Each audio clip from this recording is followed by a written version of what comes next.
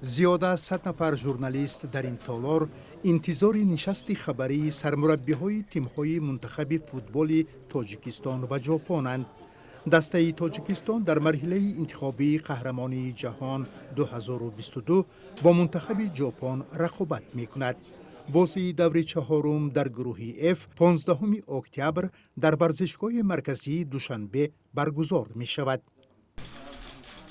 نخست خادزیمی موریاسو سرمربی منتخب ژاپن به نزد خبرنگاران آمد. او به دوشنبه 23 بازیگر آورده است که تنها 4 نفرشان از باشگاه‌های فوتبال ژاپن میباشند. 19 نفر دیگر در اروپا بازی میکنند. میگوید به دوشنبه تنها با یک مقصد پیروز شدن آمدند.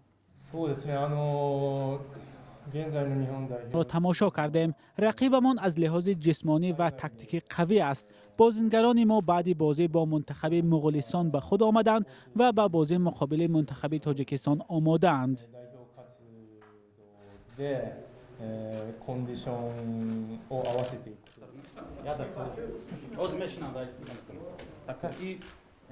منتخب ژاپن که در 2 بازی مرحله انتخابی قهرمانی جهان 2022 منتخب میانمار را با حساب 2-0 و منتخب مغولستان را با حساب 6-0 شکست داده است 6 امتیاز دارد.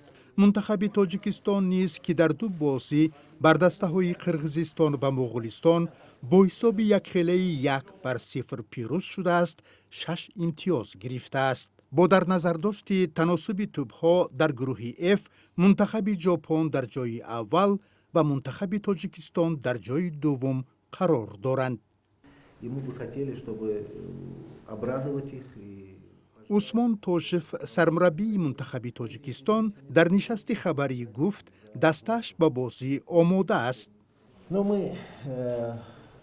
منتخب ژاپن دسته خوب است، سرونوان و تجربه بزرگ دارد. طبیعی است که ما با بازی آمادگی دیدیم. تصور میکنیم که این بازی چگونه جریان میگیرد.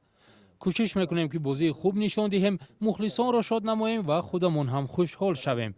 من فکر میکنم که هر یک مربی، هر یک دسته برای غالب شدن به میدان میبراید و ما نیز میخواهیم که 3 امتیاز به دست بیاریم.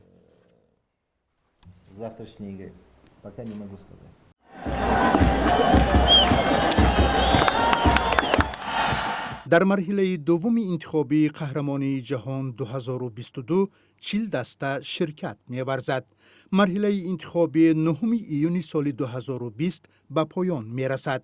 8 غالب گروه و 4 دسته نشاندادهایش خوبتر جایهای دوم به مرحله سوم انتخابی قهرمانی جهان 2022 راه پیدا می‌کنند. اینچنین صاحب راحت‌ها به جام آسیا 2023 می‌شوند.